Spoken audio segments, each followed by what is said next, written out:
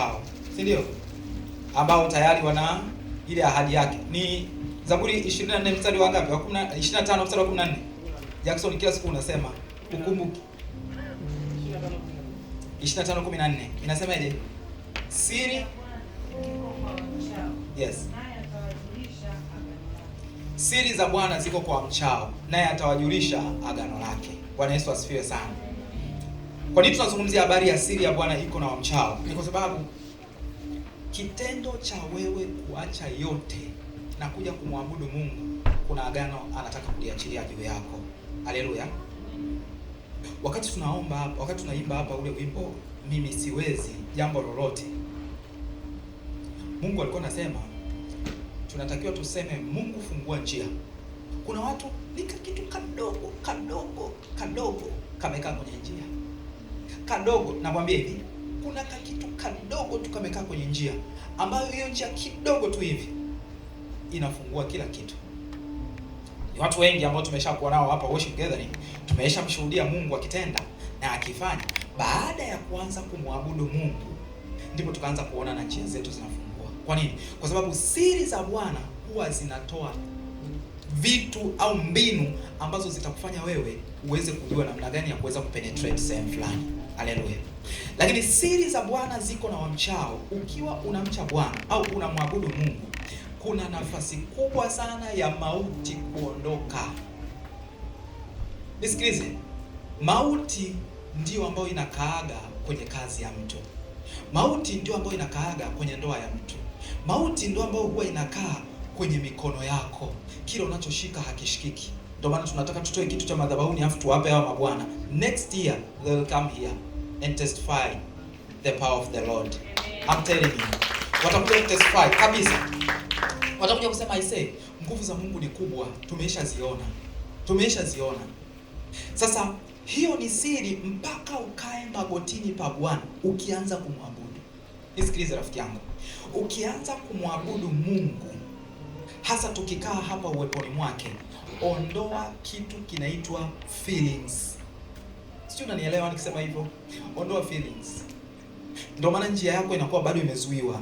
Yaani kuna sehemu nilikuwa nawafundisha watu, alafu baada tu ya kusema hicho kitu, watu walianza kufunguliwa pale pale. Nisikilize. Yaani the only thing ambayo devil anacheza nasi ni feelings, mindset. Simple. So, wewe ukiondoa feelings like alimuua mama yangu. Yaani ukianza tu kuomba, kuna namna ambayo utaletewa, kuna mnyekiusa hapa inaitwa kitima. Kitima nini kwa Kiswahili? Kitima ni uchungu. That feeling. Ikitima kwenye Kiusa anasema, so mimi sijui nitatafsiri. Lakini kile ambacho kina hapo ghafla unaanza kusikia hiyo kitu, kwa inakutoa kwenye mstari. Sasa kumbe ukianza tu kuabudu, muangalie Yesu. Ndio maana tulipoanza kusema msalaba ndio asili ya. Sasa aliposema tu habari ya msalaba Rafa, nikaruka, umeona nimetoka pale nikaja hapa haraka na kusema njooni, kwa sababu alisema hivi, nilipokuwa nimelala nikawa naona nimeegamia msalaba wa Yesu, nimekaa kwenye miguu yake.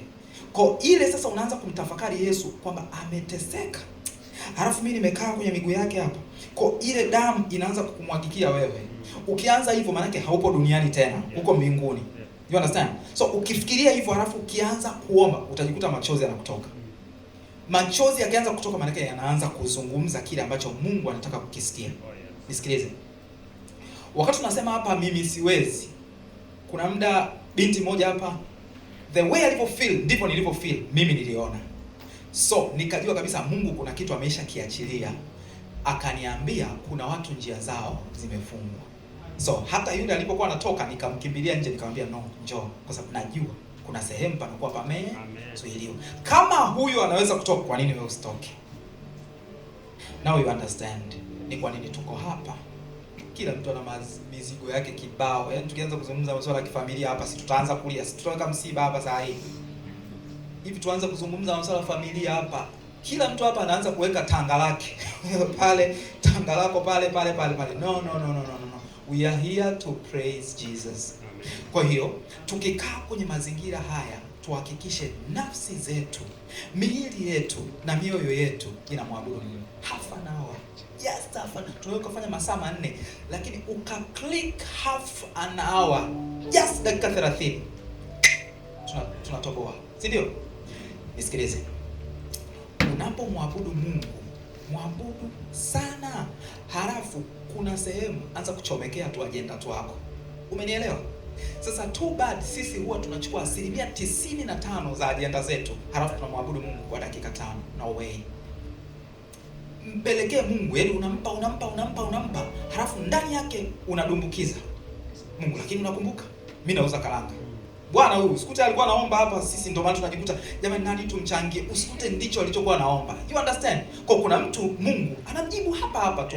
Sasa kama ana uwezo wa kumjibu huyu hapa saa hii, kwa nini wewe usikujibu sasa hivi? Nikumbuke jana nimesema hivi, Mungu anatujibu leo, period. Yaani hapa anatujibu. Sina la kuongeza, sina la kupunguza. Ila the time ya wewe kuweza kupokea mwilini ni wewe na Mungu. Tutafanya hapa ibada, kesho uko baa, kesho kutwa huko kunywa, kesho kutwa huko kuzini, kesho kutwa huko fanya. Hayo majibu yanakuwa tu hapa, yanahang hapa juu. Sasa yanashukaje kwako? Yanashukaje? Kesho unatukanana na mtu, kesho kutwa unamsema mtu. Yatashukaje hayo majibu yaje katika hali ya mwili? Kwa unaweza kukuta majibu yanakaa hapa mwezi mzima, yanakaa tu miezi 2, miezi 3, miezi 4, hayashuki. Lakini tungeweza kuclick within a minute, kesho asubuhi tunapewa majibu. Ndio maana katika wote hapa utashangaa kesho kuna mmoja anapata, huyu mwingine amepata leo hii hapa, si ndio? Yawezekana ni kwa sababu tu ya favor of God. Lakini wiki ijayo nisikilize, wiki ijayo kuna mwingine tena atapata. Wiki inayokuja kuna mwingine tena atapata. So patient kuhudhuria ibada. Nenda kanisani. Naomba hii niliongee wazi. Nenda kanisani kwenu ukibeba moyo wa ibada. Nenda kanisani kwenu ukibeba moyo wa ibada, kwa sababu wewe ni madhabahu ya Mungu. Usisikilize habari za kanisani kwenu na zile programs. Baba mchungaji nisamehe. Yaani usisikilize vile vinavyoendelea pale kanisani. Nenda na moyo wako wa ibada. Muabudu Mungu, toa sadaka ya kweli, msifu Mungu, halafu unapotoka umeshaondoka tayari, unazidi kuichochea na kuipepelea yale majibu ambayo tulikuwa nayo, ambayo umeshayapata siku hii ya leo. Haleluya. Kitu kingine ambacho kinaweza kikakuzuilia ni kujihukumu. Kujihukumu. Kuna mtu hapa alitenda dhambi fulani. Kuna mtu hapa alifanya kitu fulani. Listen to me. Mungu hayupo hivyo.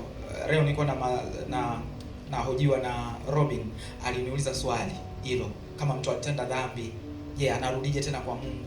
Nikamwambia sikia. Yaani Mungu anaanza kukuangalia. Hata uue, Mungu anakurudisha tu. Kwa sababu Mungu akitaka wewe uondoke, si anakuua. Kwani shida iko wapi? Ili mradi unapumua, wewe ni wa Mungu. Amen. So usiseme jana nilifanya hiki, juzi nilifanya hiki, majuzi. No. Ili mradi unapumua, halafu sikia, Mungu anakuleta sehemu kama hii. Unataka nini akupe? Hujakaa wewe na familia yako mkaandaa hii madhabahu, wala mimi na mke wangu hatujaiandaa hii. Ila wewe na Mungu wako ndio mlioiandaa hii madhabahu. You understand? Wewe na Mungu wako.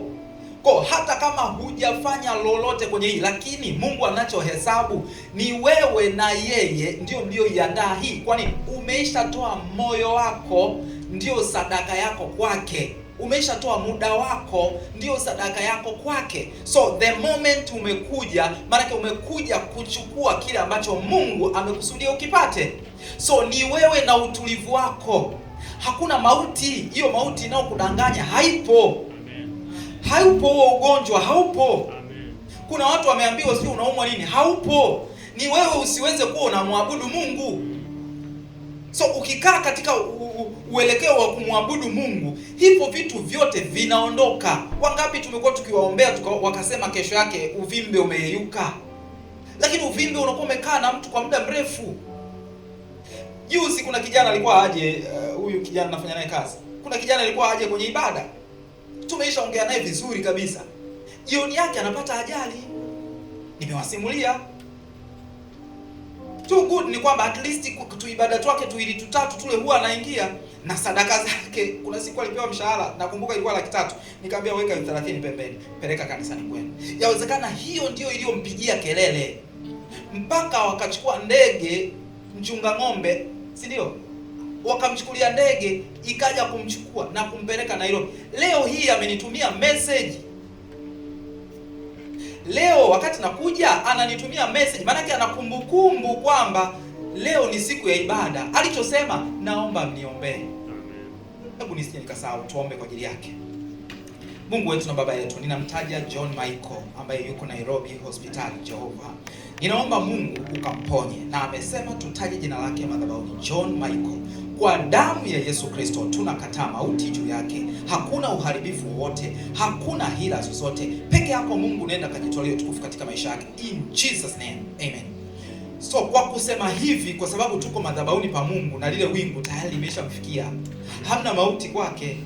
So hata wewe leo hii, hata waseme nini, hamna kitakachokupata. Na dada zangu hapa, baadhi yao nilikuwa nawatumia message, naomba uje kwenye ibada. Mwingine namwambia tu njoo kwenye ibada. Kwa nini? Unaona kabisa huyu kwao hatakufa huyu. Kuna baadhi ya vitu usipovifanya tutakwenda. Sasa kama Mungu amesha tukusanya, kazi yetu ni moja, kumwabudu katika roho na kweli. Nawaomba sana, haya masaa 2-3 ambao tuko hapa, tumwabudu kweli. Lakini ndani yake chomekea viajenda vyako. Umenielewa? Chomekea viajenda vyako. Wakati nasema hivi, wapiga vyombo na waimbaji, Mungu masogea. Chomekea viajenda vyako. Unachomekea ajenda yako Mungu, lakini kuna kitu fulani Mungu, lakini kuna kitu fulani wekea. Unapomwabudu Mungu unasema, Mungu, hiyo kazi unaotaka kunipa naomba iwe inakuabudu. Huyo mchumba unayetaka kunipa naomba awe anakuabudu. So umuone Mungu katika hiyo ibada. Yaani uone kitu, lakini uone ibada kwanza nyuma ya hicho kitu. You understand? Ni biashara unaotaka Mungu akupe, lakini ndani yake kuna nini? Ndani ya hiyo biashara kuna nini? Nawaomba sana, popote ambapo tunakuwa kwenye ibada, tuhakikishe saa hii, yani wewe nenaga tu. Yani hapa sasa hivi tunavurugana. Hapa dakika hizi tunaenda kuvurugana kabisa. Wewe ni kunena kwa lugha, tembea, omba. Tutakuwa tunaomba hapa, lakini tutakuwa tunakupa guidance. Saa hii tunaenda hiki, saa hii tunaenda hiki, saa hii tunaenda hiki. Sawa eh? Mungu akubariki sana. Naomba tuimbe wimbo wa lango. Yes, lango. Nasikia lango. Kuna lango la mtu hapa linatakiwa lifunguke in Jesus name. Rika rabashete rebosaka. Yes. Weka vitu vyako pembeni, kaa kwenye mkao wa ibada. Tutakuwa na masaa kadhaa hapa ya kuabudu, ya kuomba, ya kutembea. Mpaka unakuja kustuka, unajikuta tayari muda umeisha karibia. Riko robo shatara maseke kele boshata.